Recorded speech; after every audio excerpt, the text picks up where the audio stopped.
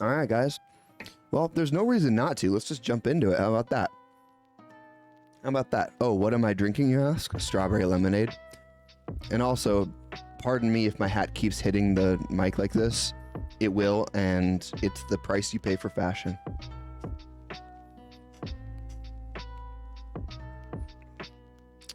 All right, guys. Without further ado, it's going to be a hype one. It's going to be a chill one. I don't know. It's going to be fun. Let's do it. Let's get into it. Please welcome everyone. What up, guys? Hey, yo. Here we are. You're live. Hey. Stop the locker room talk now. Oh, shoot. Yeah, enough of that. It's all kombucha now. Okay. We got the God. Oh, watermelon, dude. Watermelon's so good. water. Yeah, this one's good. This one's tasty. I've got strawberry lemonade today. Nice. Oh, really? That sounds good. It's I'm not bad. inverted. It feels weird. You're inverted? Yeah, this is my right hand. Oh, God. Is your hat backwards? Yeah. Yeah. How You're good not it forward. looks up. Hell boy. I Actually, can no, see it it's right forward. on Discord. Yeah, I can see it right. Yeah. Well, either way. We got ROMbrandt. What's up, ROMbrandt? Hey, guys. And we got Scott. How you doing, Scott? Great to be here. It's good to have you, man. Finally. I know we were chatting a little bit on the back end, so it's good to finally see your face. Yeah, definitely. I wish I can have like that AR for the Flow Boy, but yeah, we're working on That it. would be sick. I know that, Ryan, were you the one that did the Snapchat filter with the boys?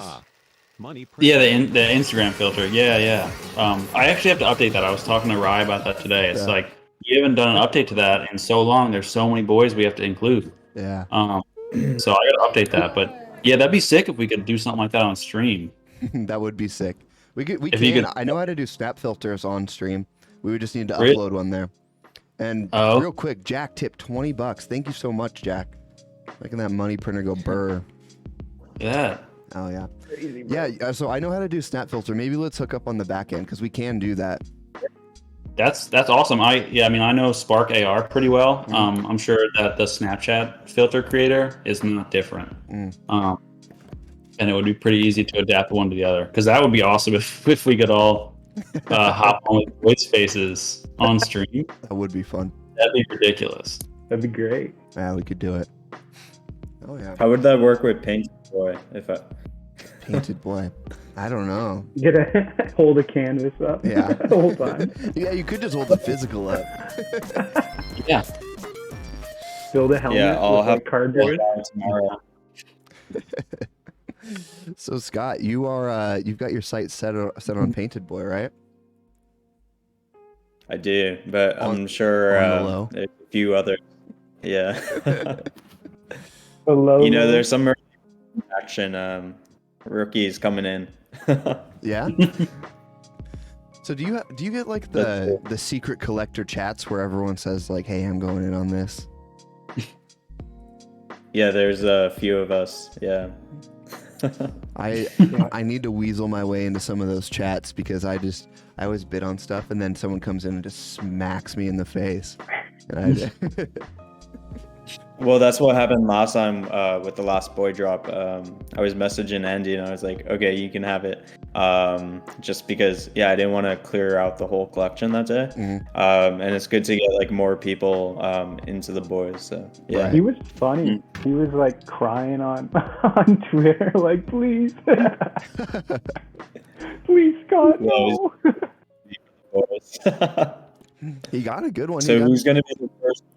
Yeah, go ahead. Oh, I was saying Andy got a good one. He got the Baugasm one, didn't he? Mm. Yeah, I really like that one. I just bought a Baugasm piece actually. It's gonna be hanged soon. Hell yeah. It's a poster. He's an OG. He doesn't get enough credit in NFTs just yet. Yeah. Yeah. He's been around for so long. I mean, just his poster series, years. It's ridiculous. Yep. It's yeah. one thing I noticed with like the artists that you buy from, if you go on their Twitter, they'll have like 2,000 followers. If you go on their Instagram, they'll have like 400, 500,000 followers. Right? Yeah. It's crazy. And then you go on their website and IG. it's Apple, Amazon, and I'm like, shit. The amount of talent in this space is insane. There's a huge amount of talent. Why do you think that is, Scott? It's just so easy to be able to monetize your work as a creator in this space. And I think we have maybe 1% of all creators in the world. So once everyone realizes that, it's going to be pretty sick. And once they get access to more tools, whether it's like NFT as collateral or like social tokens, so like a social token around a persona or a brand, the creator economy is going to take off. And I think you'll see kids saying in 5-10 years, instead of saying I want to become an astronaut, they'll say I want to become a creator. Man, that would be sweet. Because space is boring as shit, dude. Like I'm not afraid to say it. There's nothing out there. It's just like most of it's blank space, and then you have to worry about dying all the time. Like Stop being cool as soon as Bezos went there. yeah, it's not indie anymore. Everyone's going to space. Yeah, we need to go underground. That's the space. Let's find the core. Yeah. I mean, if I'm being honest, there's not much more going on underground, I don't think, except for more heat. But the ocean's my jam. I would do that. There's got to be Bioshock aliens City? down there, right? For sure. Because we had those Navy pilots saying that spaceships were like coming from underneath the ocean. I wouldn't be shocked. I'll just put it that way. I'm not sure my private keys would get to the ocean. What's that? I'm not sure if my private keys, my crypto, would be able to get into the ocean. I might have to stay on the ground. Yeah, that's true. That's true. There's too much You should probably ask. pressure. You're not sponsored by SteelTube? Oh shit. Yeah, how far under the ocean can you get a steel tube? That's the real Probably question. pretty deep. It's just a chunk of steel. Yeah, that's fair. They should advertise that more. They go. What'd you say, Ryan? It's just a chunk of steel, guys. Yeah, Buy it. that's fair. That's the campaign. Well, I think those are all good points, Scott. I think there's also something there to be said about the people who are successful in art. You see two types of people in NFTs right now. Those who are young and willing to throw something at the wall to see what sticks. And then those who are successful with enough success and like leniency to be able to try something new and be innovative, right? Be open to it. So I think there's got something to be said there for the innovation and like the personalities of some artists that are really killing it right now. Yeah, definitely. Evan, which one are you?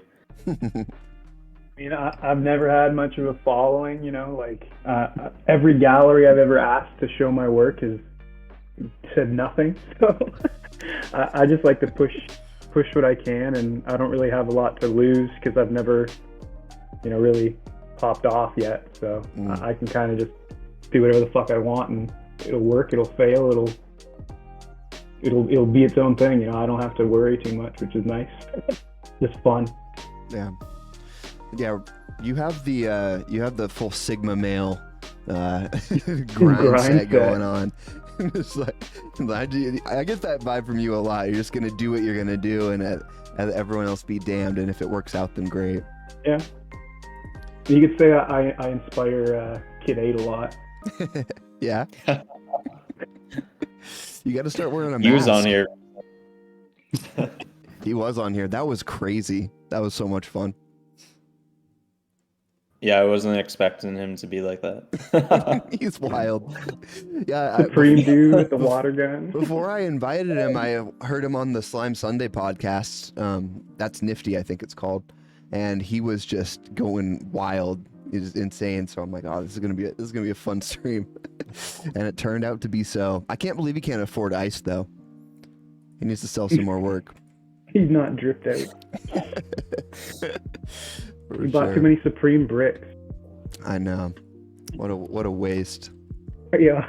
He was sell me some merch yesterday, so he's getting there. Does he have a Supreme brick? Did he show you one of those? No, he has a. I'm pretty sure he's selling mask. Oh, Yes. yeah. Oh, the he, mask. Yeah. he is selling a mask. Well, $1,200 apparently maybe mask. because he keeps showing them and then never putting them up for sale. He already did it. Mm. He dropped them like 2 weeks ago or a week ago. Like he did an NFT with the mask, and you get the Oh, physical. the NFTs with them. Yep, you're right. You're right. Yeah. The shirts is what he hasn't dropped yet. True. Yeah, he'll get there. We'll Did get they there. sell out? I need don't know. to check that They out. sold out, and they were like $800 in ETH and shit like that or more. And I was like, It's a pretty good ouch. profit. Pretty good profit for a ski mask. Yeah, dude. Where can you wear that? Like, To the club, Skiing, dude. to Yeah, the Bored Ape Yacht Club party. The club would do. wear that like investor I- calls. Like, pull up with a ski mask. Yeah, you would either be the hit of the party or you'd be kicked out immediately, depending on which club. It's a very specific. Do you guys know if thing. 888 is going camping this weekend? Camping? I need to. I don't know. For your sake, I strategy hope for- so. I don't even know. Like that's the thing I always wonder is like because there's so much like anonymity in this space. It's like some of these people must like know each other, right? So like Probably. there's probably somebody out there who fucking knows who Ito is and knows who 888 is and like is Yeah. hanging out with them right now. Could be. Apparently, Ido met it was Newman and Yeah. who Really? else? Yeah, I said that He he was met someone tweeting else, that. two of them, but didn't say who he was. Like they didn't reveal that he was Ido. Just like kind of met him. It's on ETC too. Yeah, at the Wow. Ethereum conference. And So he's probably Yeah. just super inconspicuous and just like a chill dude, and Yeah. you don't really tell. That's really interesting. Just walking around with that status, you know that's you, Yeah. but not revealing it to anyone. Right. Just look for the least flashy dude. The guy who's Yes. dressed plainest Yeah. and most forgettable, and that's going to be the person in disguise. Yeah. Or the guy in a giant egg costume. That's his mascot. Well, one of those too. That's the distraction. That's how he escapes at the back door. Right, yeah, that's the guy behind him that everyone thinks is Ido. Oh, dude, that's a good play. That's a great play. And then someone. what do you think 888 looks like? What he looks like? Yeah, I don't know. I sometimes I like the big anonymous accounts in the space. I've got a long shot on Shamath. But I don't know. It's possible. Like I'm sure some of these big names have to be like a celebrity or something, just like putting on a costume and having fun and fucking around. You know what I mean? Mm. Like there Mm. must be at least Yeah. one of them that is. Like there's no way it's not because there's just too much money bouncing around for it to just be like a random person every single time. Like there has to be someone that Mm. you know. I think it's a lot of guys that were super early in ETH, Yeah. or devs. A lot of devs are messing around in the space because they. Well, that's Ido's background, isn't it? Hmm? That's Ido's background. Yeah, He was super early on. yeah. I think he said he was. I don't know if he was a team developer, but I think he was like super early. Yeah. But yeah, I mean, because it makes sense. You need to invest very little at that point and just keep it in order for it to be, $1 billion right now. Right. Could you imagine 2,000 ETH at 10 cents? That'd be pretty crazy. Oh, fuck. That'd be the dream. So Scott, I wanna ask you. Did you just find out about Boiz, or have you been sleeping and just decided to jump on the summer Boiz? I found out the day before the drop. About them? Yeah. Nice. I saw the boys like 2 months before because Stanny and Jordan had them as their profile photos, and I was like, "What the hell?" Is but I could never find the collection. And then one day I was on Rarible just because I was checking out some stuff for Genie, and then I saw the boys and I was like, "Wow, it's beautiful." And then I started doing research that night and sold some stuff, and then used that money to buy the boys. Nice. What kind of research do you do when you're looking to invest in a project like that? Yeah, like I think the number one thing is community. So like with NFT collections, you have like a hierarchy of like who's who in the space.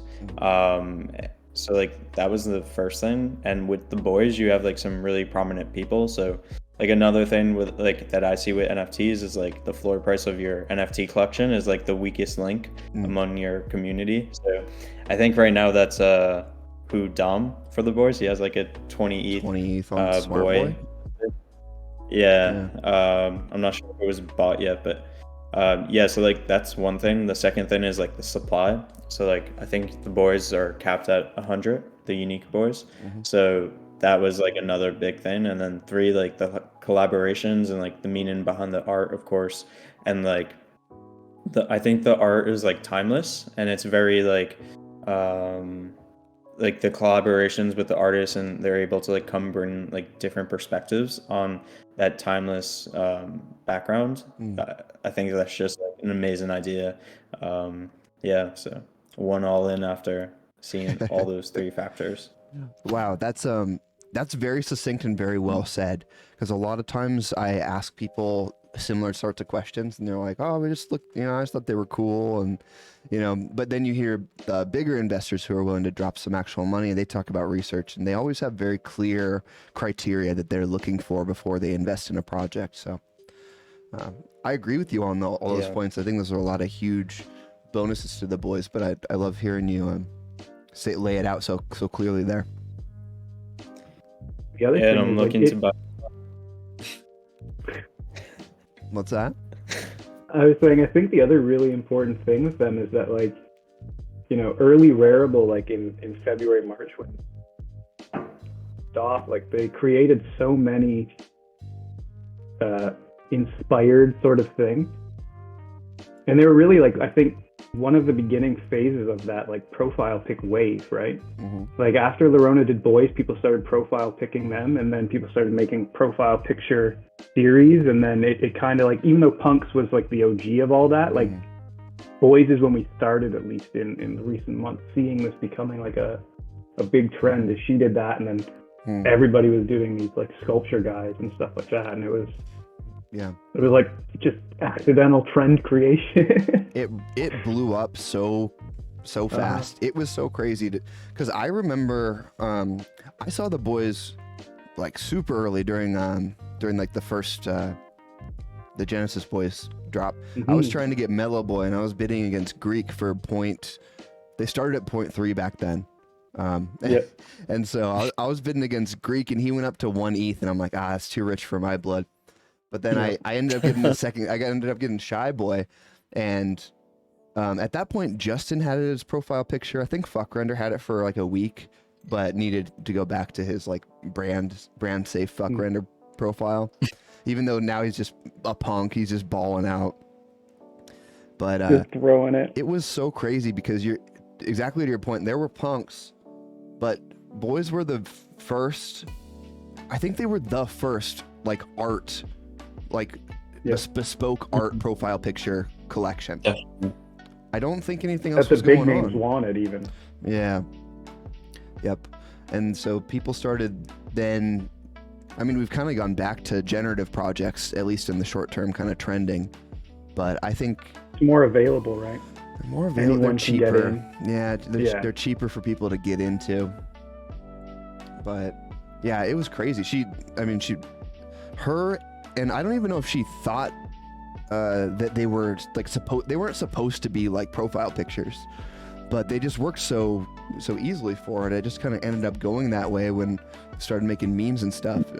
So yeah, you helped, man. You did so many memes in the beginning that it just like created this this boy wave. I worked really hard to try and get that hype going because I thought the project was fucking awesome, and it was fun. They were so easy to make memes of. You take literally any picture, and then you just copy paste a head on top of it, and and everyone loves it. That was before I even knew what you looked like, so I was just like, this guy must look like a boy if he's going this hard on these memes. Nah, I just look like a hippie. Dude in the van down by the river. I wish, dude. That'd be the dream. Maybe if I sell enough. I get messages. Yeah, go ahead. Oh, I was saying maybe if I sell enough ETH or sell enough Boiz, I can get a van down by the river. But what were you saying, Scott? I was just saying, like, I get messages like every other day saying like your profile photo is amazing and like it's really mysterious and mystic, and I think that's like one of the beauties. So like Lorona, she made this very minimalistic like canvas, and then like all the collaborations with some top artists, they are able to like apply their personality on top of that canvas. That's still timeless after like they do all that stuff. It's just amazing, and like Yeah, it lends so many voices to it, you know, because it's just such a simple design that has this sort of casual, like, sculptor vibes that, like, I think even, you know, some of the recently dead big names in sculpture would still really enjoy, because it has that, you know, thick clunkiness to it that we saw a lot of in, like, the 1900s and 1960s even. Mm-hmm. Yeah, and when we were talking... When we were talking to Lorona on the BOIZ Chat, like a month ago, we were talking about archetypes, and she thinks quite a bit about distilling things down to their archetypical forms. So that lends exactly to your guys' point of being able to use things as a canvas. When they're so distilled back, it's easy to paint on top of them. Yeah, just, you know, take some Vermeer moves, take some Rembrandt moves, and get that blockhead on there, and boom. Yep. Fresh new boy. Easy peasy. I really love how you paint because, like, using like his Rembrandt's techniques, it takes a lot of time and it probably costs a lot of money and effort. So yeah, like being able to revive that is really special to me. And there's some tubes of lead that are like, you know, you get this much paint and it's like $200, which, you know, when you're not selling a lot of paintings is a huge chunk of fucking money. It's more than the brushes, more than the canvas. It's like, you're like, this is one tube. I gotta buy 12 of these motherfuckers. Like, Jesus. Yeah, paint gets expensive. Do you think is paint so expensive now because of the scarcity of the materials, or is it because nobody's oil painting as much? Oh no, oil painting is a tremendous market. It's that there's really cheap paint that's made really shittily, and it's got really like a lot of additives to it. So you'll see like, you know, $5 tube of paint and whatever. Right. But then when you get like a high quality tube that doesn't have the additives and it's just oil and pigment, it costs more because there's more pigment per like ounce, right? So whenever you're going for any of the old like masters colors, like for the painted boy, like it's actual lapis lazuli blue, which is like way out of date. It's what Michelangelo and them used, and there's synthetic ultramarine now, but it's actual crushed up gemstones into a powder. So tubes of that, like depending on the grade you get it, it's like $300 a tube, $400 a tube, because it's they took a fucking you know, gemstone and smashed it. So, you know, some of this shit gets really up there, and anything lead, like any good lead, is like minimum $60 for like a baby tube of it. So, you know, when you get 5 different types of lead going, it's, you know, a $400 investment just to start, right? Like, that's why there's so many cheap ones, because who's got that kind of money when they're just kicking around, right? For sure. And that's probably why it was such a like an elite form of art back in the day, right? Because it's always been pretty expensive. Not just a random person couldn't go out and buy some lead paint. It's probably way out of their budget. Well, blue used to be worth more than gold. Really? You know, so that's why like Rembrandt didn't have any blue. He had smalt, which was like a crushed up glass, and it's like a greenish color, but there was no blue because you had to get it from Afghanistan.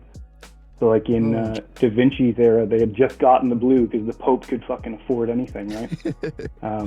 So they just dipped in rocks and gemstones all over the fucking world, and it was worth more than gold. So they really only used it on like Madonna and Jesus and shit. But now we can just get synthetic real easy. That's crazy. There's so much history there. Have you ever tried tempura painting? Tempura? Yeah. That's a fucking deep fried batter. Tempura? Yeah. Yeah. Tempura. I'm like, what the hell? Is it the same word? Yeah, egg tempura. You know, it's egg tempura. Yeah. You got it right. I was just brain dead for a second. It's like egg yolk. It stinks. It's cool. I've tried it a couple times in university. It doesn't work too well. It's kind of like watercolory. Right. Like you might as well just use watercolor at that point. Some people live by it. If you're really good at it, it'll look good. If you're not, you just have like a stinky room. You know, a stinky room, and it like dries in like a second. As soon as you put it dries like immediately. It's like a marker almost. It's like, exactly. It's super thin and markery, but it's weird because you have to add oil paint pigment to it. Oh, okay. So you're taking egg yolk and putting paint pigment in it and mixing it up, and smells like eggs. I was wondering how far back you went. I think oil painting's fantastic, and your other stuff looks good too. Not just the boy obviously looks amazing. I'm super pumped to see where this one goes. Yeah, boy's fun. I really like that portrait you did. That one the was self-portrait really nice. one. Yeah. Yeah, before I got into NFT, I've been working on this show for like a year. Mm-hmm. But then like I submitted to some good galleries into Toronto, and like none of them even said anything. So I was like, cool, I guess I'm just fucked. They didn't and even then say NFT no. came out. They just like ghosted they you. don't reply. Yeah, they don't say anything. Which is too bad because like Rude. you know, I have friends that are already showing with them, and I'm like to just fucking. I mean, it's like, you know, known origin nifty. They don't say sorry, no. Like Right. the same thing, but How do you guys see that? now NFTs are. Yeah, so NFTs are here, and NFTs are more. It's more of an open space now, but I've been thinking about this a good amount. It's probably going to shift in that direction. How does the decentralization help us with that? Because you can already go to your local print shop, make some prints, and sell on, build up a following on Instagram and sell it, and you don't need a gallery for that, right? Or you can go to like a fair and sell oil paintings without the need for a gallery.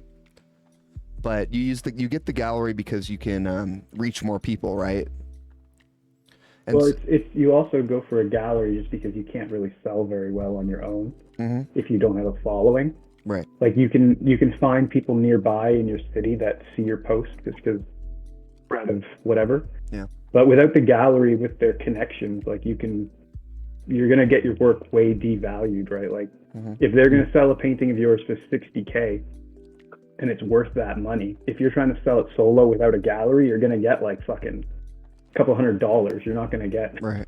You're going to get like skewered. I think that's my question. Do you guys see a gallery space happening, or a curation, like a go-to curation site for NFTs? Because right now we have the different platforms, but they're really not doing that much promotion for their artists. They're not setting up auctions. They're not setting up shows. There's a few things, but they're like one-off events. But I think Henny is trying to do that. That was the company that released Damien Hirst's collection. Hen did?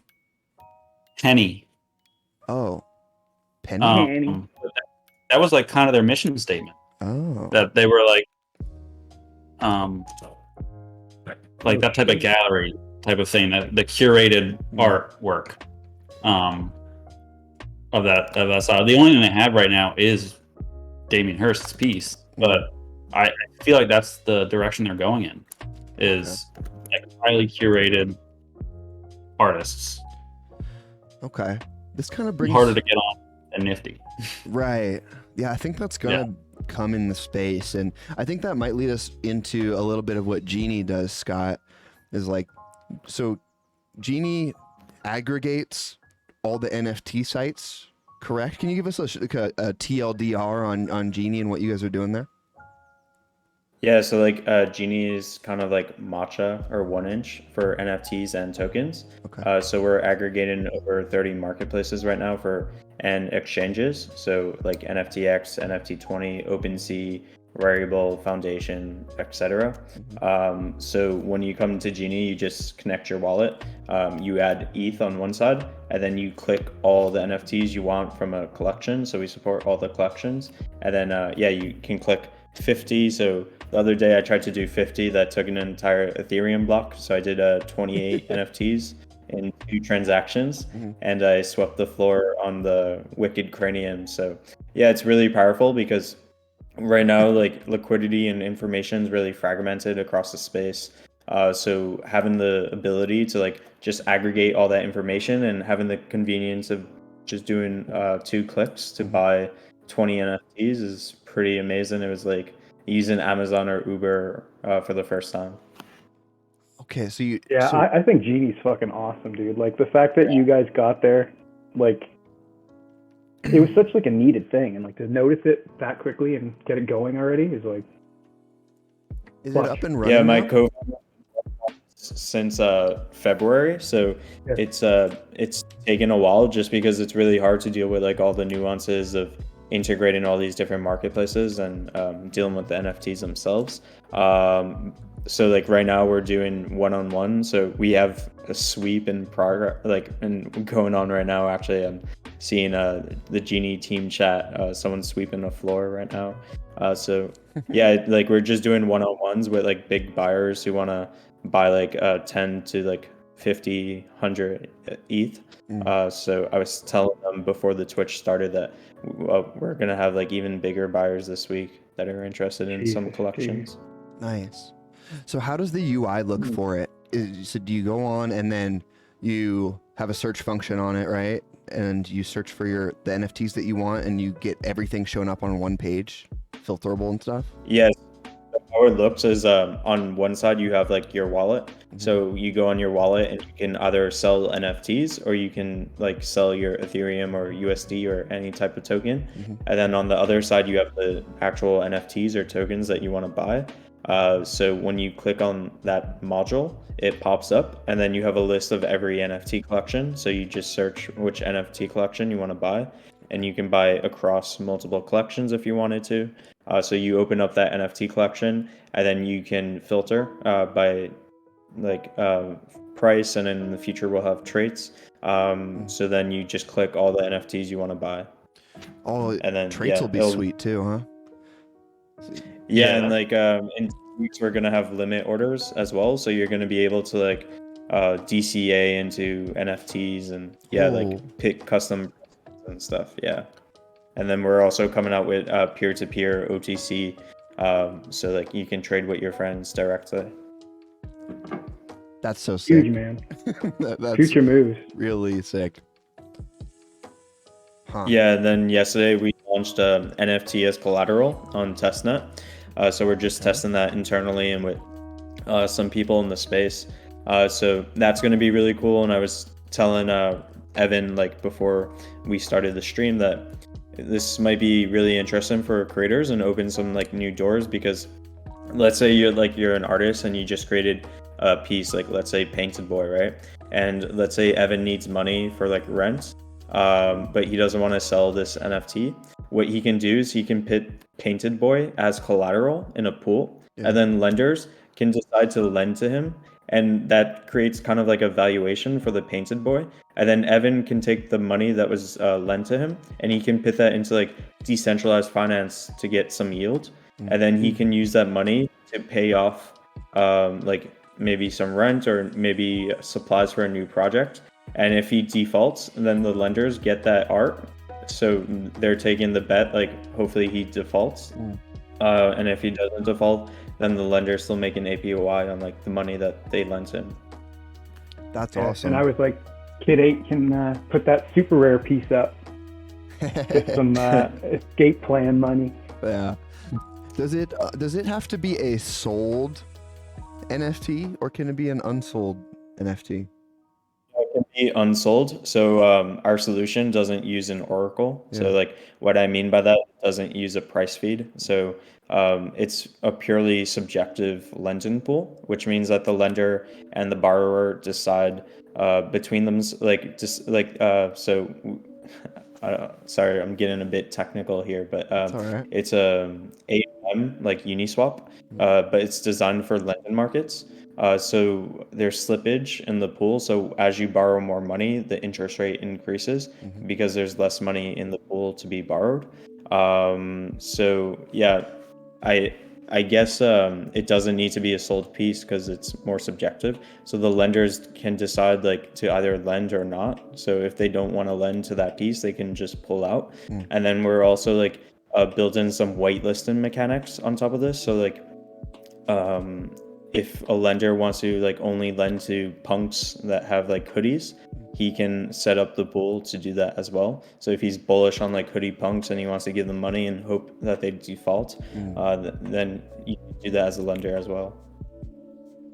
That's so sick. Well, you know, in 2022, a hoodie punk's gonna sell for 3,000 each. So that's a pretty smart move. I hope so.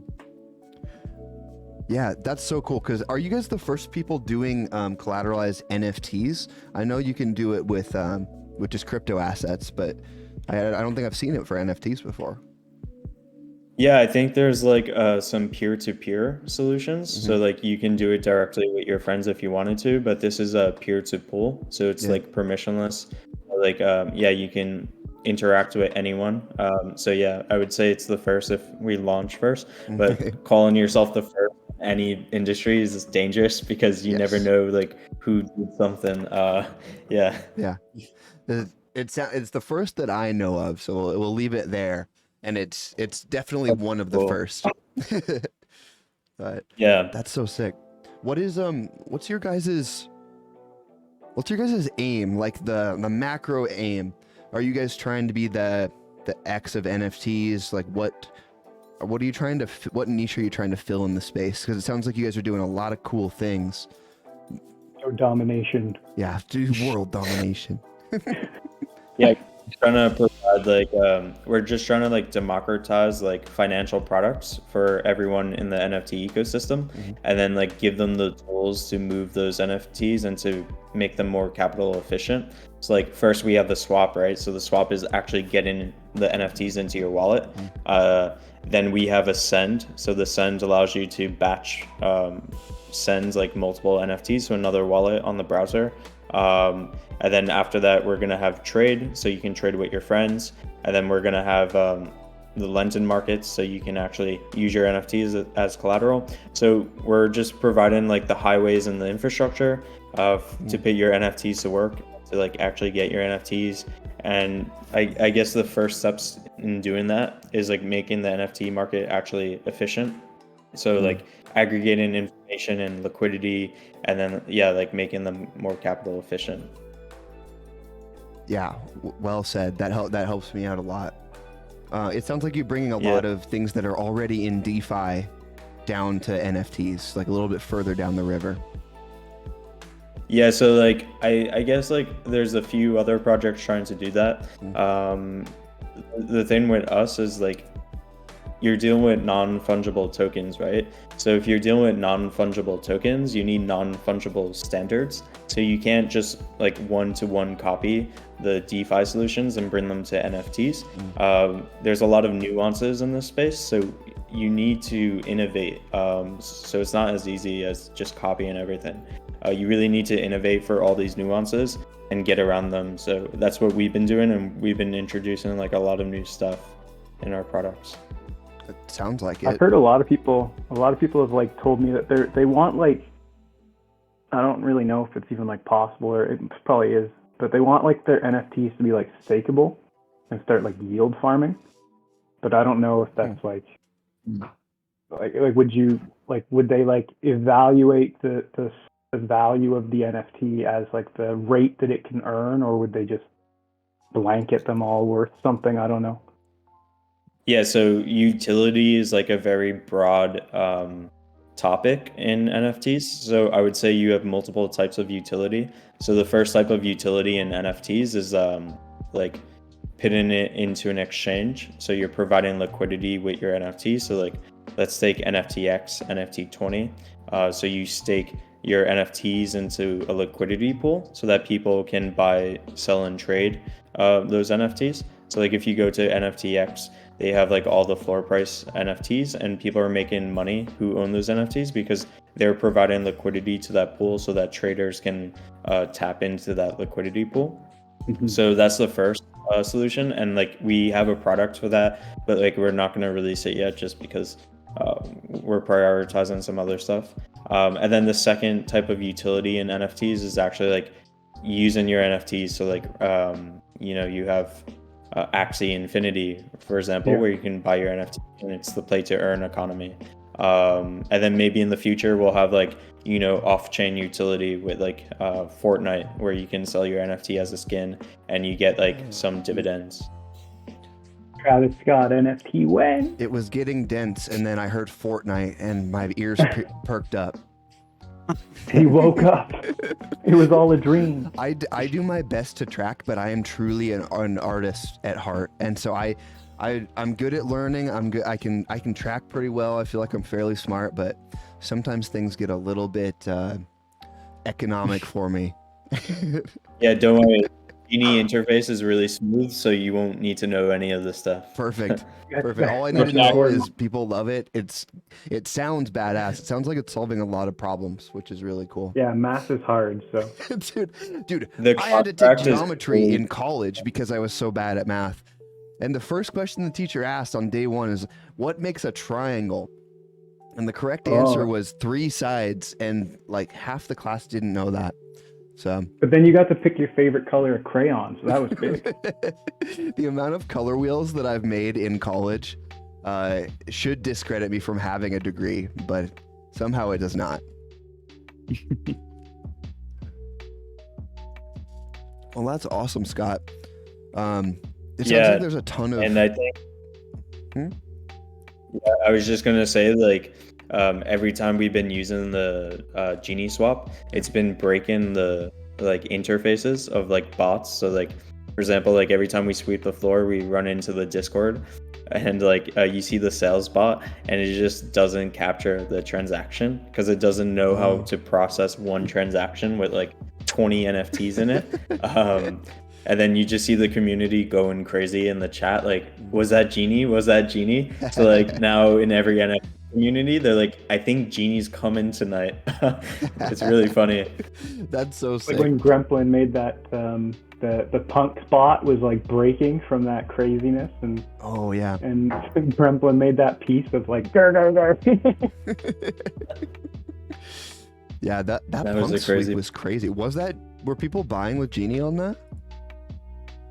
No, that was actually the day before we started sweeping. But what they did is they used flashbots. So like flashbots, or maybe it wasn't. Yeah, I'm pretty sure it was flashbots. It might have been like another MEV tool. But basically, they tipped the Ethereum miners like an insane amount of money, or in order to bypass like everyone else. So they jumped in front of like all the other transactions on the blockchain. Gotcha. It was like 0.2% like bribe for like what the punks were actually worth. So it was a pretty good deal. That's a pretty good deal for sure. That was crazy. Everyone was going nuts on Twitter trying to figure out who was doing it and stuff. The mysteries afoot. That's one of the more fun things about The anonymity. NFTs is like, yeah, sometimes an anonymous person will come in and just spend like $5 million on just stuff, just something. I think it's the same thing in the traditional art world, though. It's just that we can see it on chain now, so it's a lot more fun. Yeah, there's a bunch of Rembrandts around the world where we never are gonna fucking know who has them. Yep. They're just in someone's fucking attic. That's true. The weirdest one for me was like a few months ago. I did this collab with a friend of mine. We did like these 3D sculptures with like a painting of mine like floating in it, and some whale at like 3 a.m. my time just bought one, and it was a big sale for me back then. It was like 0.4 ETH or something like that. And I did some digging into their account, and there was like $300,000 in like a side account with like a bunch of random tokens I had never seen. Still don't know who the hell they are. It's still like fully anonymous. They've never said anything. They just bought this thing and they're holding it. Yeah. And it's really like, that's the fun part of this is the guessing game of like, who the fuck, who are you? What are you gonna do with my work? Yeah. I had someone hit me up to try and sell me some pieces not too long ago, and they were pieces that I hadn't had an eye on, but I had no idea who bought these pieces. It was an anonymous wallet back then, and so I was like, oh shit, you bought those pieces. Like that's it's crazy when people come out of the woodwork sometimes too. By the way, 3.85 on Painted Boy now. New bid came in. Oh, Cart. Someone outbid. Whoever. Mm-hmm. Oh, Who's that anonymous wallet? I don't know. What It's do they me. got? Is it? You going anonymous on this Yeah, one? it Oh, it does have like 8 billion craniums. Yeah. Using Genie to sweep this floor. Oh, dude, what about Animata? Animata? Mm, Yeah, Animatas. I don't know anything about them, but they're kind of taking off, aren't they? sorry about Me that. neither. I took an L. wallet. What'd you say, took Scott? You an kind of L cut on out a that. little bit. I said me neither. I have no idea what they are, but they look cool. And yeah, G Money and his friend yesterday sweep the floor on Animatas, so I decided to buy one after. Why not? And Vogu is where I was really gunning for, and I lost so many opportunities. There was one that I really wanted. This dude took like a week to fucking get back to me. I missed out on like so many fucking amazing ones that I was eyeballing for 2 ETH. And then the dude came back to me and he was like, I want 3.5. And I'm like, it's not that good. And so now the floor is like 1 ETH. And I'm like, I can't even get like a fucking another, like a secondary shitty one because I took too long. So I suck at flipping shit, man. I'm the worst. It's tough. It's really hard. So painful.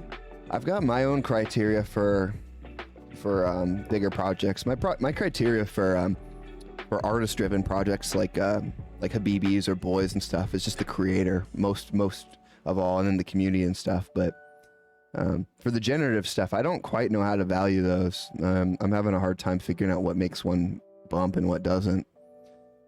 It's like trying to figure out why Supreme is cool when it's just it's just Futura and a the box. heritage of Supreme, but Supreme's dead now. Is it? Supreme's been dead for 2018, I think. That was when. Shit, see, I don't whenever even Louis know. Vuitton did it, people stopped like fucking with it as heavy. But I mean, Supreme can still come back because they're Supreme, right? But with these generative things, it's just like people have to really. You look at the Discord numbers, and if there's more people in the Discord than there is quantity of pieces, you got a brewing pot, you know. Like with Vogu, there was 7,000 of them, and there was like 10K people in the Discord. So of course the website broke. Of course the fucking MetaMask started blocking people from buying shit. Of course people went to the contract and it worked. And it was just like chaos, right? But that whenever you see chaos on something, it usually means things are gonna go well. The Discord tip's kind of a funny, metric. I think that works a lot. I haven't thought about that, but that sounds like it would be very accurate. Yeah, because those are one people person for every item. Yeah, right. That's funny. I'll have to keep an eye on those. Henry919 is talking about RumbleKong. I have not even heard of RumbleKong. I'll have to check that out. Dude, I have been going deep into Parallel. Have you guys? I tried months ago when they first launched it and it was sold out. And then you were like, hey, I just got this crazy thing. I'm like, oh, it's sold out again. Sick. I guess I'm not on board again. Yeah. They're crazy. I can't believe I didn't know about them earlier. I would have been all about it. I love card games. Right up my alley. Organic Nicholas got me on it. Organic Nicholas. He when they first dropped, he bought some and he had like the physicals in hand. Nice. Like the physical cards they did. Yeah, Young just opened his pack. He got like 3 legendary holos signed. And I'm like, oh, that's pretty sick. It's pretty sick. Yeah. So Scott, question for you. Is Genie available for everyone to use right now, or is it in beta? Yeah, we're just doing like final optimizations on the product. So like we're just doing one-on-one. So like right now we're doing like a one-on-one call with a big buyer. And then like once we figure out like some bugs, then we'll open it up to beta users. So we have like over 700 beta users, and like we put them in batches of maybe 15 groups. So like once we'll work through the groups, and then once that's all clear and there's no big bugs, then we'll launch it to the public. Okay. That's cool. How do you deal with bugs? Do people's transactions ever just get like lost, or like does it send somewhere else? I don't know how bugs work building something like that. Yeah, it's just interface bugs, so it's not smart contracts bugs. Gotcha. The smart contracts are fun. It's just like, yeah, like sometimes the OpenSea API breaks. So yeah, like we're working on like interface and API stuff mostly. Gotcha. Will it be, when it launches into beta and further down, will it be for people like me and Ryan, where we're just trying to buy things every once in a while if we like them, or is it mainly for big investors trying to sweep price floors? Yeah, it's for everyone. So I think the cool thing about Genie is that you don't have to have 10 tabs open when you go NFT shopping, because like every time I go on Variable, like, or even if I know an object's on Variable, I always have OpenSea open just to like see the difference. Yeah. Even if it doesn't make a difference, but like seeing the metadata and seeing like the information and maybe bids on OpenSea. So I always have like a few tabs open, but like with Genie, you just need Genie open and you can see all that information and you can see across marketplaces. So I think even if you're buying one or two items, you're always gonna prefer to use Genie just because it's aggregating all that information for you. That's huge. Does it give you, are there good metrics? Because I know in Rarible, I have the hardest time figuring out what's selling for what, like Habibis, for instance. Like the other day, I was trying to figure out what this Habibi is going for. And I go on, there's no charts. You have to go click to history, and then you have to look specifically every date at every price. Does that all just like pop up on one chart in Genie? Yeah, so what we're doing now is we're implementing appraisals to the interface. So like every time you see an NFT that you want to click on, there's going to be like an information icon almost, where the metadata pops up, like the description, the history, the trade-in history, like the bids placed. This way we can consolidate like the entire buying process from A to Z on the Genie interface. So you never need to go on like OpenSea or another marketplace to look at that. So yeah, that's all going to be there. And in the future, if like, I'm not sure if you heard of Upshot or like other alternative appraisal mechanisms for NFTs, but like once they gain some traction, we'll be able to implement that. So you'll have like the metadata that you can do a self-appraisal on, but then you might have like some alternate appraisal mechanisms on the UI. Okay. Man, that sounds cool. So you guys are basically just trying to be like the one stop. If you're looking to buy an NFT, you go to Genie for literally whatever information you want and purchasing. Yeah, so like we see like Genie as maybe becoming Amazon. Like I don't want to throw these big words around, but because it's always cringe, but yeah, like, that's what we're doing. We're creating like a mega marketplace. With all these smaller marketplaces. We're just trying to get rid of like all that fragmentation in the space. And I think like if like when Genie takes off, you're gonna see another bull run in NFTs, because now it's just gonna be so much clearer to like all the retail users. Because like if it's your, like what I see with NFTs right now is it's retail users coming to crypto for the first time, so they have to deal with like really bad user experiences all across Web. And just opening up a new tab and going from marketplace to marketplace, it can get really exhausting. So I'm sure we lost a lot of soldiers like in the battle of the bad UI.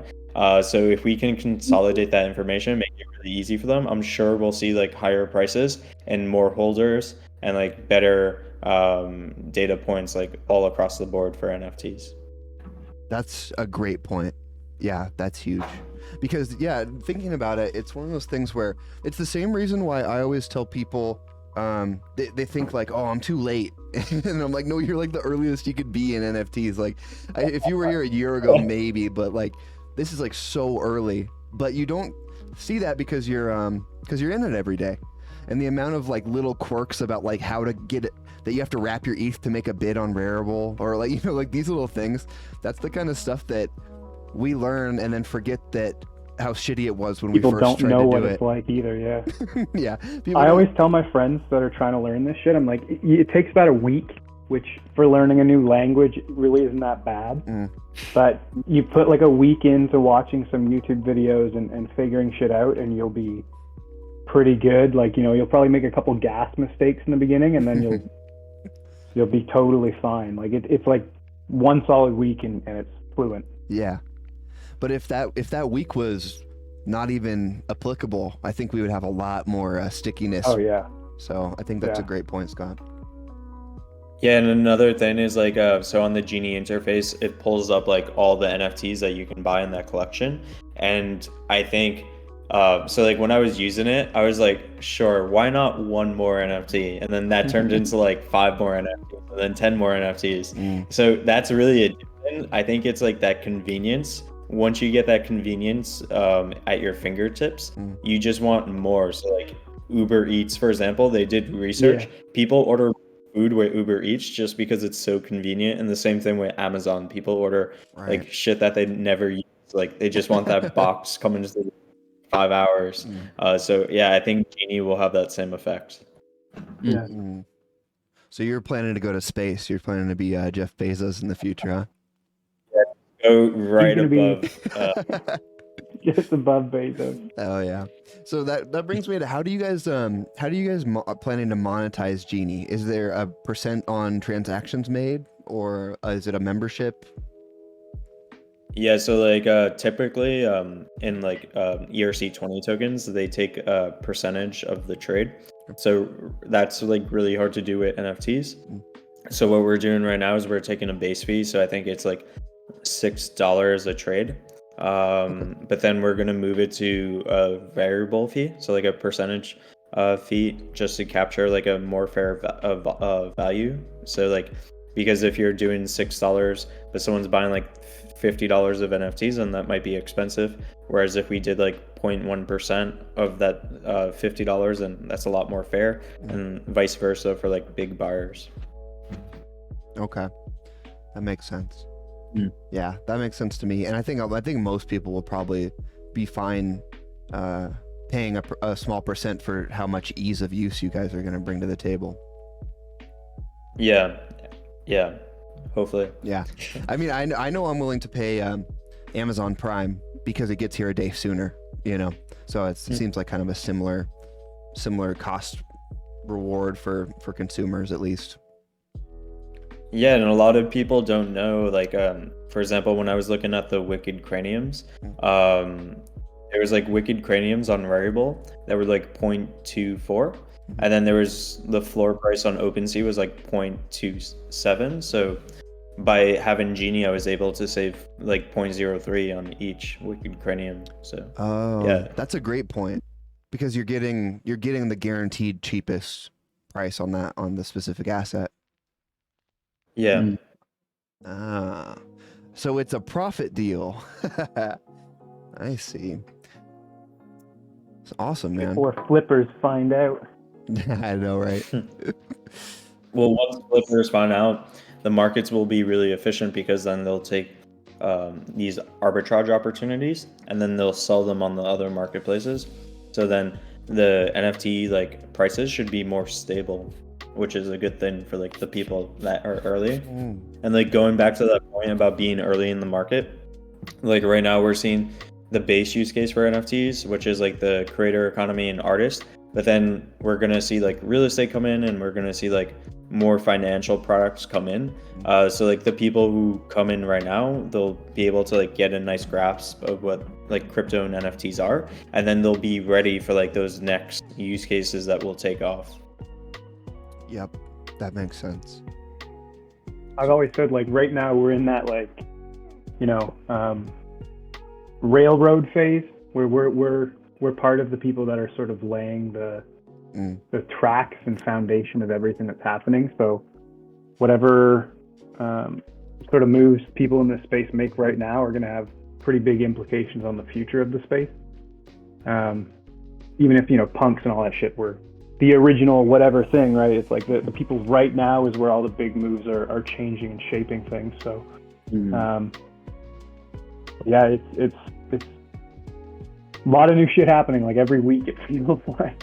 Dude, it's ever so fast. Everything's so fast. Doesn't stop. It's like 5 months is 3 years. Yeah, 100%. I wonder if it'll Yeah, ever I feel really like real time again. I wonder if my life is just like this forever now. Yeah, we're stuck in this fucking fast time loop, man. No, it was like a slingshot. Genie- You know? Like it didn't move at all for 3 years. Yeah. And then, whoosh, It's just a but yeah. so we'll catch up to real time soon enough. Rubber banding, now it's making up twice the time. I don't Yeah. think we'll ever catch up all the time because now you're part of like the inner circle that's trying to learn like everything new going on. So once you're in that circle, you'll never catch up to real time. You'll always feel Yeah. like the rush and yeah. Right. Because there's always something new around the corner. Right. And it all I feel happens like to it's, you.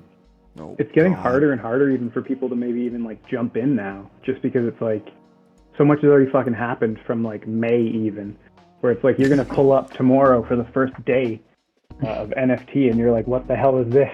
Yeah. And then it was like, oh, that was 3 weeks ago. And then it was like, oh, what the is this thing? Oh, that was yesterday. And it's just like, I saw Yeah.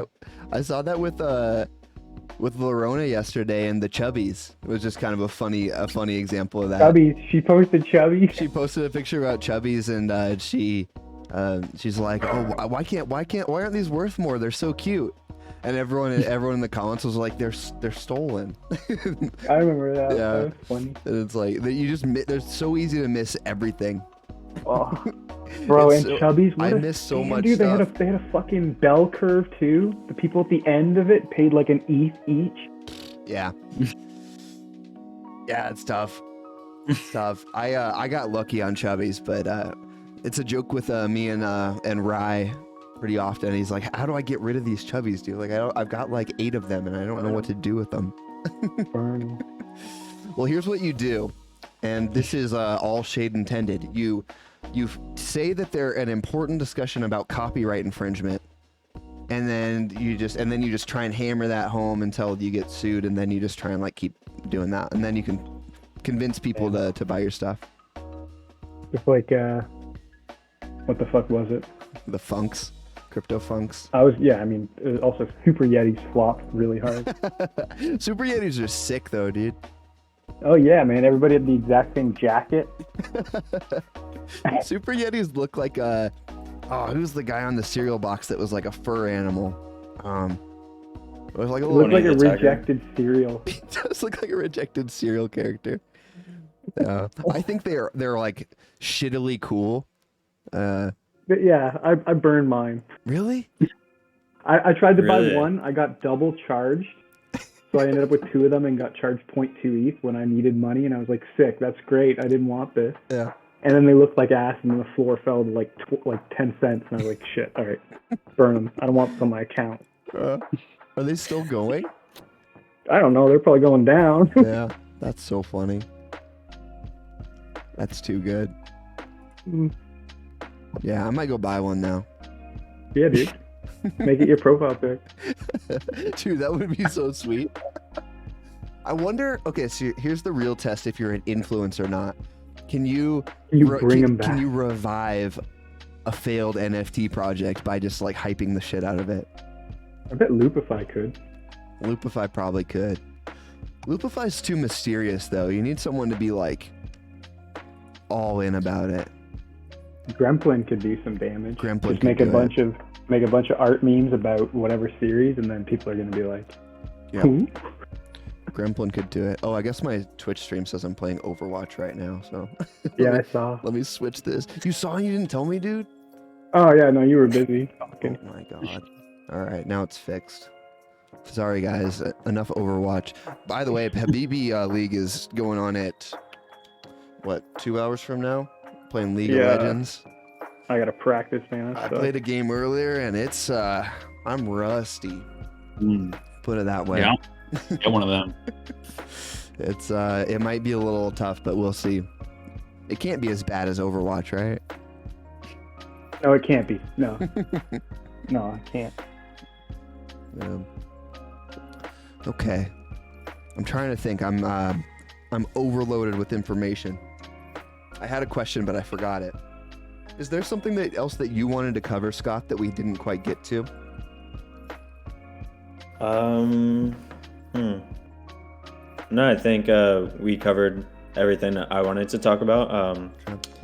I'm really excited for like the next collaborators on the Boy drop. So I'm really excited to win this this auction tomorrow.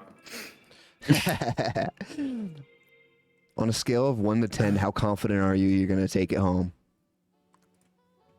I spoke to 888 last night, and I think he was drinking, so hopefully he got really messed up and we're all weekend.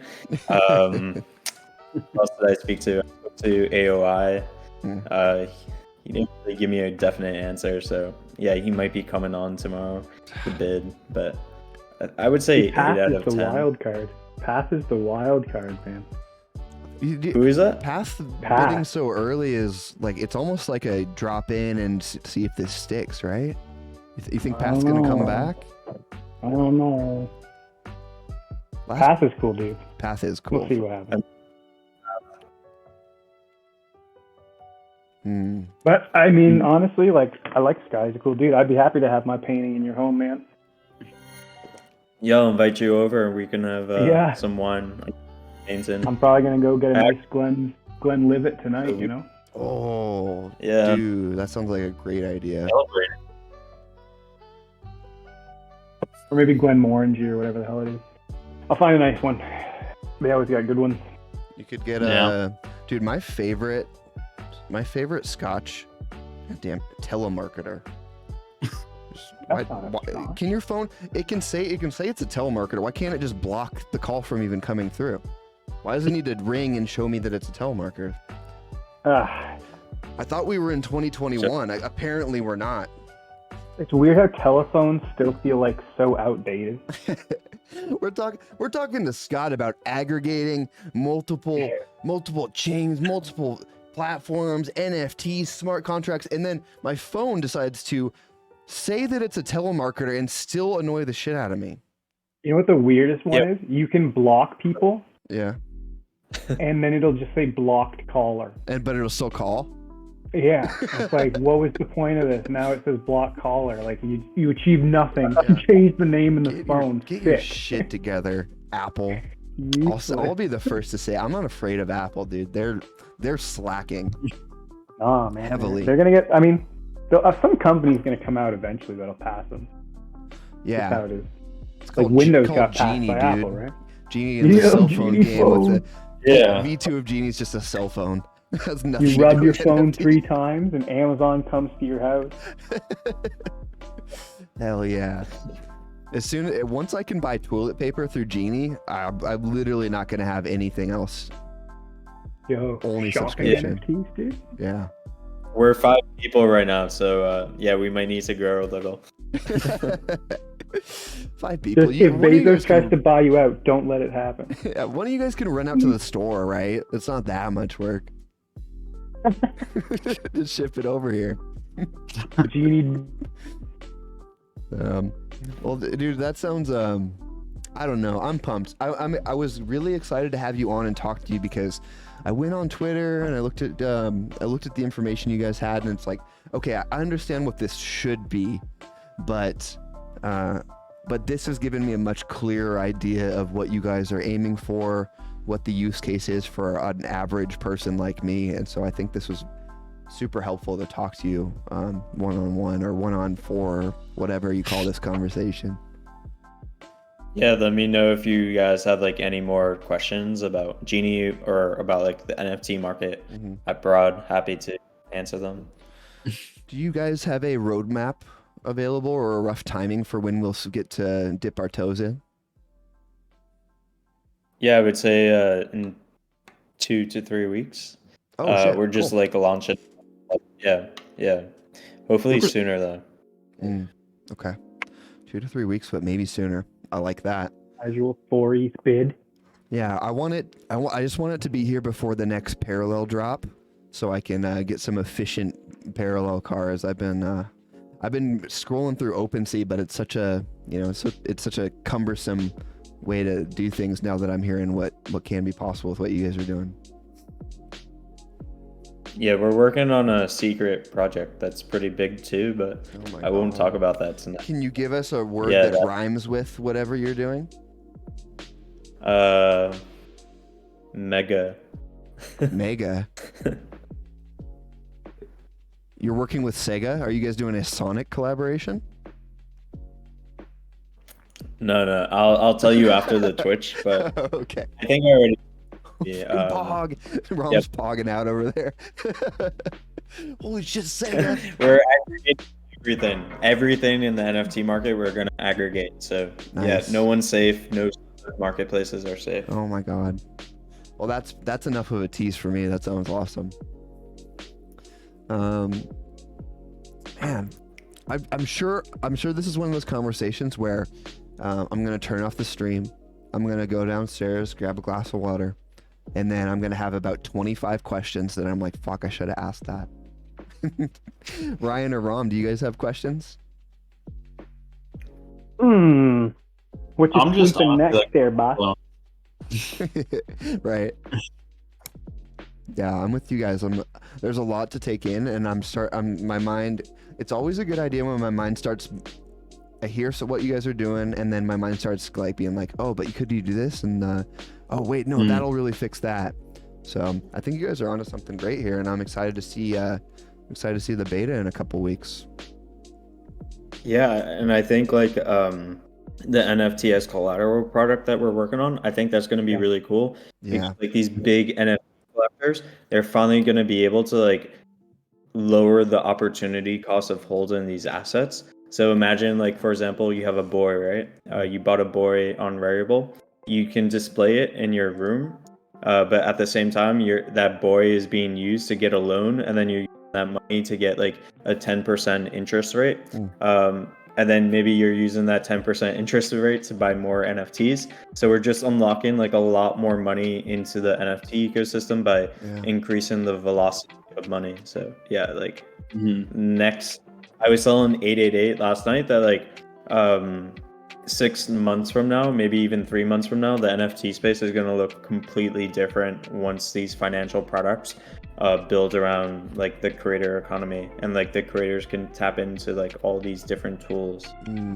Are you planning any, like, I know Fractionalized kind of did their big move there. Are you guys planning on any sort of, not integration, but is Genie gonna have some sort of interaction with that at all, or no? Yeah, so like we already added the fractional like contracts to our contract, so you can buy like off fractional as well.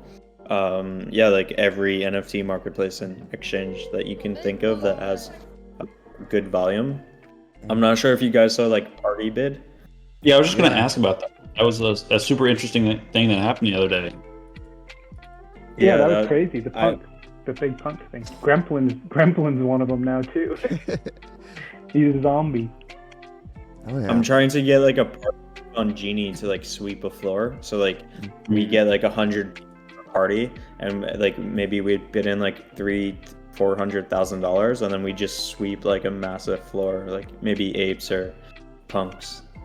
That's kind of a crazy thing, because you can have like a corporate takeover of ownership of a punk or something that's been fractionalized by sweeping the floor and collecting that 51%, and now you have main stake of whatever NFT it is, you know? That'd be insane. When you put up an NFT, Scott, for collateral, so you still retain ownership until you default, right? So it goes into the pool, yeah. So like you don't have like custody of it, but like So it's in like escrow, basically. It's like in escrow, yeah. Okay. All right. So I wonder how that, because my mind went to Atomic Form is doing their verified wallet NFT displays. So I was thinking like, oh, can you still display it as your own NFT? Like, would it read in your wallet? It sounds like it wouldn't, right? It'd be in a secondary account. I think, we're forming we're building, like, the metaverse is being built right now. So we're forming like new consensus around all these different policies that we have. For example, like can I use this as my profile picture if I only own like 0.01% because I bought it unfractional? And like I think more people are being inclusive than exclusive with NFT art. So like for example, some of my boys, the artists that made them, are still using them as their profile photo, and like I'm okay with that. So I think it's not going to be as strict as like, oh, it's not in your wallet, you can't use it, or like you don't own everything, you can't use it. Yeah, that makes sense. Well, I'd say we need to start sending the artists who created these boys cease and desist. That's my point of view. We need to get that off their profile pictures. I'm excited. Take it down. Yeah, take it down. I'm excited for a day when Twitter hops on board, not to do their little drop, but to say, okay, we're verifying wallets. If you have a profile picture that you own that's wallet verified, you get like a little verified tag next to your name, but for the image, whatever image you're using. I think that'll bring a whole new level to Well, one thing I've been people. saying is like the first platform, I think, that includes like a social media element to NFT is probably gonna really pass a lot of things. Because right now, like you can't speak to any of these anonymous wallets. You know, if someone buys your NFT and you have no idea who the fuck they are, you can never ever contact them or anything, right? Whereas like having some sort of like even like a DM option that you can set to be like open to collectors of your holders of your NFTs or whatever, right? Instead of having to go through Twitter to talk to people or even do any of that communicating, you now can just, you know, open up a direct line with people that support your work. And we don't have to do Discord crap anymore. We don't have to do any of this shit. We can just, you know, right on the platform, just be like, boom, message, there's a drop today in 3 hours. Right. You know, and I feel like that's eventually going to have to happen because a lot of this NFT stuff pulls back into a metaverse idea of like these MMO kind of spaces, right? Yeah. So I feel like the social media thing will probably happen eventually, and probably already being worked on by somebody, but I think that's a pretty key, at least for me, I think that's a big step. With their decentralized social Aave. Yeah, Aave's cool. They have a decentralized social media? Yeah, they're working on that. Oh. There you go. Aave's gonna Well, that'll be good. climb up. That'll be a good one. Yeah, and Jack B says, isn't that what Showtime's trying to do? Yeah. I think so, Yeah. but I think the important thing is it needs to be a platform that people use first and then add social media to a function to it. It's going to be really hard to get people to use Showtime instead of Twitter. It has to be a site you can mint on. If you can't mint on the site, then it doesn't fully put the idea out there, because you can show off your NFTs and communicate with people, but if you can mint it and specifically tell people on that platform, hey, the drop's in 30 minutes, or place a secret bid price of this amount to get it, and you know, then Discord's not needed anymore, and it just it makes everything so much cleaner and better. Yeah, I think, and to Scott's entire vision here, I think that aggregation is one of the next steps that we're going to really need, and it will really help end users getting into NFTs and make it more efficient. All that stuff, like, it's once everything is conglomerated into one thing, it's going to be so nice. I'm not sure if you guys saw, but like Shopify got into NFTs now, so like every creator on their platform, they can like have their own NFT marketplace. So that's like so much fragmentation. So if we have like 50,000 creators, you have 50,000 marketplaces. Like, aggregation is really important in this space. But like going back to your point about like Twitter and like profile photos, I think with the metaverse that we're building, people who use like NFTs as their profile photos that they don't own, they'll just be ostracized from the metaverse, and like people won't interact with it, because there's nothing like more lame than like copying, copy pasta. Walk around with fake Gucci's. Yeah, it's that's kind of what like I'm saying. Like all these knockoff series that are ripping people off, it's like it's just fucking knockoff Gucci, and as soon as people wake up to that, they're not gonna give a shit. Yeah. It's like nobody. Yeah. Eventually, you start making fun of the people with the fake Louis Vuitton belt because it's stupid. It's easy. So Yeah, and once you realize that, then fractional is probably gonna blow up, because then people will just buy fractions of a NFT. yeah, Yeah. you get one small portion of a punk. Well, now you can legitimately use it as your profile picture. You know. Mm-hmm. I wonder if there will be a way to show how much of an NFT you own in the future. Because, like, I mean, what a lot of people will probably try and do is, like, put $10 into an NFT in a fractionalize, or put a tiny amount and then use it as their profile picture, where they don't really have, they're not the guy who has, like, 90% stake in the same one. Right. Well, that's what Rye did actually, with the punk. He owns 1/10,000,000th of a punk. zombie. Yeah, and you can see that on PartyBid. PartyBid, I think they tell you the percent you own, or something like that. But he commented on it specifically that he owns. Hey, I own like this 1/10,000,000th of it, and he only has the hat, the median profile pic right now. Yeah. Well, That's all you need. That's what I was saying. It's like they go from I am punk this number to we are punk this number. It becomes like your community around that specific NFT. Oh, because people would know that it was a fractionalized punk, and so they would just assume that it was it'd be like doing an edition of 100 on a boy or whatever. Right. Have you seen like this tool called Collabland? They have it on like some Discords and Telegram chats. I don't think so. No.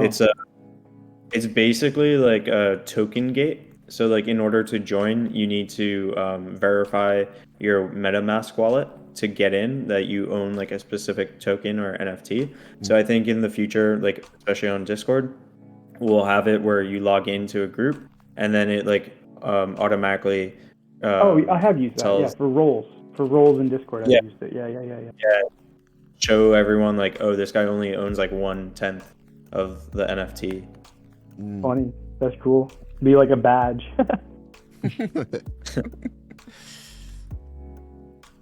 Okay.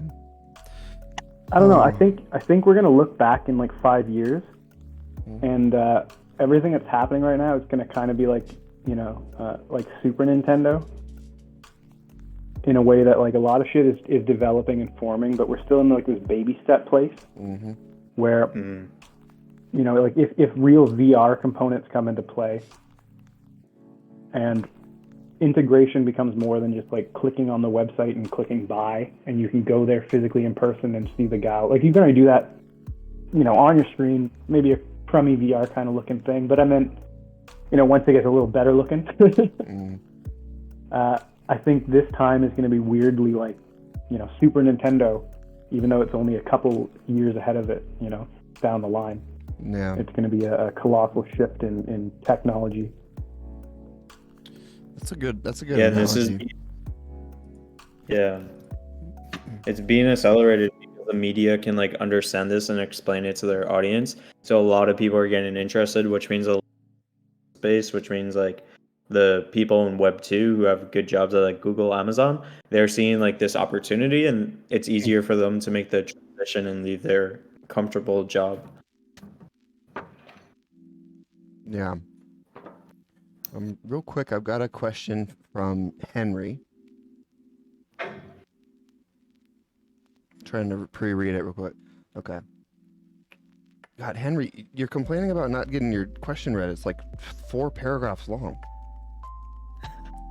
Okay, can you sort of do what Genie is aiming to do in terms of sweeping the floor?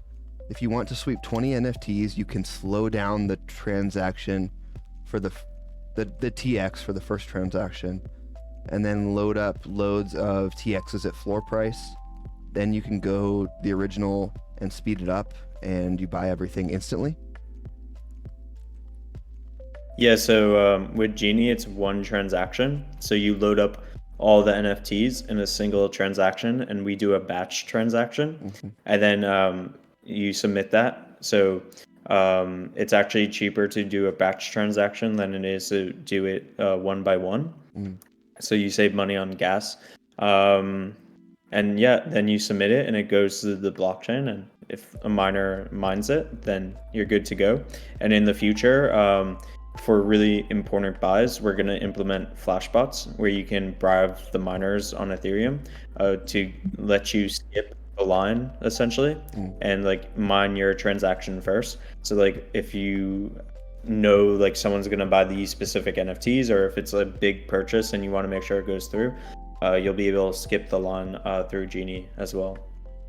Nice. That'll be helpful. Smooth fucking move. One transaction's really cool. I have never thought about that before, as far as like batching and having because you guys obviously make the multiple transactions, right? And then you batch it for the consumer. No, it's just one transaction. Like even on the blockchain, it's just one transaction. So if I sent you like, a link to the transaction, you would just see like a line of 50, like a list of 50 items saying like it went from here to there to there to here. Yeah. So I saw it on the other day, and it looks crazy because it's nothing like what any of us are used to seeing there. You just see like 20 tokens in one thing. It's ridiculous. That's cool. Yeah, and like so I have a lot of subscriptions to like analytic dashboards, and like none of them caught it, the transaction. Like they didn't catch it at all. So yeah, it's new. Henry says it's like kind of like a flash loan. Is that correct? I don't know how flash loans work. It's like a flash loan where you can do a lot of steps in one transaction, but in this scenario, you're buying instead of like. So a flash loan is like when you borrow money in one transaction and then you take an arbitrage opportunity and then you pay off the loan in one transaction. Okay. So that's what a flash loan is. But in this scenario, like you're doing all these different buys across marketplaces in one transaction. Okay. Is there any foreseeable way to break systems using what your guys' batched buy? Because I know that people break systems using flash loans, right? That's basically what I know about it, is that some people use it to exploit DeFi protocols. Yeah, like people use flash loans exactly to like exploit DeFi protocols. You can't, like, I guess the exploitation and using Genie would be like arbitrage opportunities between marketplaces, like what I spoke about before. But you can't really break anything. Like I think we broke the Axie Infinity API a few months ago when we were testing it out. But like, yeah, we can't like steal any money or something like that. Okay. Yeah. Gotcha. Yeah. Sorry. No, that makes sense. It makes sense to me. Just pretty much every time you answer something, it's gotta percolate in my brain, and once it comes out the other end, I'm like, "Fuck, that's sick." But there's always like a 5-second pause for my 70 IQ noggin to catch up. Awesome, man. Well, I think that we don't want to take up too much of your time, Scott, and same with you, Ryan and Rom. You guys have been so generous. It's been about an hour and a half now, and I think we've gone over some incredible stuff. I'm super pumped about everything. I'm super pumped to see where Painted Boy goes, especially when you start getting in there. I've seen a lot of people estimating like, I don't know, like I think it'd be crazy if it got to like 20 to 30. We'll have to see what the hell happens, That'd be great. I think it's getting. Huh? Do you think it's gonna be more, Scott? Oh, it's gonna be way more than 20. Yeah, I think easy it's going to 20. It'll probably get to 20 by the end of the night, Nice. That'd be sick. I hope so. I hope it gets back to 150. I like that picture. It's worth it. Oh, geez. Yeah, you sick. put so much effort and yeah, I don't even know beautiful. what I'd do. If they got to, they got the 150, buy some paint, that would dude. just, yeah. More like I would probably take 10 ETH immediately and just sweep all my friends' floors. Yeah, that'd be sick. Buy everybody's shit. It took Evan 2 weeks to put together the frame. He put it together by hand. You did? Yeah, man. I hand carved it and then I had to gild it myself. What? Like wood For carving real? already is pretty difficult. Yeah, dude. And like. That's so sick, dude. I didn't know you hand carved it. That's awesome. no I idea. fucking ordered that shit, bro. What the hell? Oh, Wow. that's awesome, man. My dad's a carpenter, though. He could have made it. Mhm. No, I got it from Poland. It took me a while. Like, I spent like a week or two trying to find a good frame. Yeah. The problem with like really good frames is that they're like $5,000 Right. or Probably more. because people are because hand they're- carving them. Yeah, exactly, dude. They're like, if you go to like any of these ones that are done in like the real like manner with some solid like walnut and shit like that, Yeah. they're just like it scares you the price of them, so you just kind of like exit the website. Mhm. So I found this one on Poland. It's like a little dude, old man who makes them himself. Mhm. Does a good job. It's exactly the look I wanted to find. So ordered it really luckily, and it got here pretty quick. So I get to ship it in a nice wooden crate. He went out of the fucking way, dude. He gave me a mirror with it. Like it's like all his shit came with it. I was pretty fucking pumped about it. That's awesome. Mhm. Love it. Yeah, I that's also, crazy. I also saw you flipping around your ledger. You got 3 punks on there. Is that what you're saying? Yeah. There's 3 CryptoPunks on here. 1 alien. I have 4156 on here. Nice. Um, Letting you borrow it. yeah, I keep forgetting I'm tweeting on the wrong account. I'm supposed to be tweeting on 4156. Hell yeah. All right, guys. Well, let's wrap it up. Rom, any plugs? What do you got coming up? Obviously, Painted Boy. What's new for you? I'm just working on VOS still, like Visions of Self, like my portrait series. Mm-hmm. When it finishes, I'm going to let people start fusing them, but they have to pick one to get burned forever when they do fuse. Oh, So it decreases the total supply. nice. So we're almost at the 200 cap, and once we get to 200, then we'll move into the second phase and start destroying some and making new ones. So it'd be fun to see like Van Gogh fused with like Cubism, and then I have to try and turn that into something. But it's just been fun, And after that, I'd really like to just start, getting on like a good site like Super Rare or anybody that's just like feels legitimate enough for me to drop oil paintings on. Like I would put it on, like I've sold a bunch on Rareable, but it just doesn't feel like the oil painting kind of place. I hear that. So I'd like known or makers or any of them I think would be okay, but Yeah. they just rejected me, so I have to wait on that. Tell them to get their act together. Your paintings are great. I don't know. just dropped your Twitter for anyone in chat who hasn't seen ROMbrandt's Thank other you. stuff. Both the collectibles and the oil paintings are both pretty sick. So make sure to check him out. What about you, Scott? What do you got? Yeah, obviously follow Genie on Twitter, so Genie_XYZ, and join the Discord, join the community. That's sick. Oh, And that's a good one. Yeah. sign up for the and sweep those floors. We're trying to make the world a place. Oh yeah, I Love like that. it. Yeah, that's ROMbrandt's new AR filter. There you go. Who needs an AR filter when you can just have ROM oil paint you Painting. something? Yeah. Just paint your face, boom, done. Old AR filters. Yeah, awesome. Ryan, what do you got? Anything exciting coming up? Anything new? Oh man, I mean, I'm just working on the normal stuff. I got some new smudgies in the works. The Pearl series on Foundation, and I got to shout out Ultra DAO. We're working on some pretty big stuff right now. So excited to see all of that come together in the next couple of weeks. We got some really big people involved. I've Jay heard and rumors. Jay's Lucrece and Breslin. Lucrece is a homie. I love Lucrece. That guy's working sick. Yeah. Well, Ultra DAO's about to be popping off with some big stuff coming, so very excited. And I definitely see. Someone mentioned DAOs for with Genie. I think there is a really great utility for DAOs, like Ultra DAO, who likes to buy a lot of art. So I think that the DAO will definitely be a user, and Chris Wallace specifically, I'm sure. Yeah. That's the Yeah, guy who was some- doing the Bastion plays yesterday in Overwatch. Chris Chris Wallace. was doing Bastion stuff. Remember the one who was spawn camping us? Oh, That was Chris. well, that makes sense, dude. God damn it, Chris. Mhm. Yeah, he was just Fuck sitting Chris. outside the spawn and just like wrecking us. It was just Turret. He was just Overwatch was tough. awful. What up, Snowy? How you doing? Awesome. You know what I have new is I have this social screen. Check this out. And I macroed it so it'll drop all my links in chat and it'll switch back. Check this out. It's pretty sick.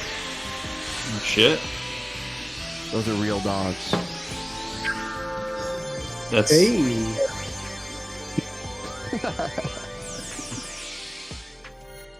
So those are my socials. Follow me if you haven't already. By the way, Loopify just did a sweep using Genie just now. Really? Hey. Oh, are you doing stuff with the Treeverse? No, Worlds of Women. What's that? Worlds of Women? Worlds of Women. You're doing stuff with them? Well, Loopify, and yeah, he wanted to buy that, so he just swept the floor. Oh, I was asking if Genie is doing a collab with the Treeverse, or if you guys are integrating with that at all. No, but I actually put out like a request for a proposal with like my Twitter followers for like creators that want to get involved with me. We're looking to do like collaborations with other artists and yeah, try to support other artists and like build a platform for them. So yeah, if there's any artists watching this, I know Raf is watching this right now, so we would love to collaborate with him. And of course, Evan. Yeah. And Orphan. I'm not sure if you're still like creating, but yeah, you had some cool stuff. I am. I've been putting a lot of work into. Oh, my camera's messed up. I've been putting a lot of work into the the stream, but I've got things that are like half done. A lot of things that are half done. So hopefully soon there'll be stuff coming up. But, Give me that attic cam, boy. oh yeah. I didn't have my thing on. Let me pop up the attic cam. Wait. Fuck. No. Attic folder. You did Alien, right? Bad Mr. Streamer. Bad streamer. Alien, right? It's not even working. Everything's ruined. If it was on Genie, it would run flawlessly. What's wrong with you? There we go. Except for I'm not in there. And here we are. I was telling them before stream how high the quality was. Yeah, proven wrong. Everything's messed up. My token isn't linked, so I'll refund you your gruel chunks, dude. Thank you. Next stream will make it work. Next stream will make it work. All right, guys, that's it for us today. Everyone did their plugs. Thank you again. It's so much fun to talk to you guys. I'm excited to see Painted Boy. I'm excited for Genie, and I'm sure we'll talk on the back end about some stuff coming up. So, Hell yeah, man. thank you guys all for being here. Everyone who stayed till the end. Boiz Chats will be back next Saturday. I've got a stream. My next stream is Tuesday, same time, same place as usual. And yeah, I wish you guys a happy Saturday. Tune in later for some League of Legends if you want to go full weeb. Round of applause and we're out. Later, guys. Thank you. Fuck.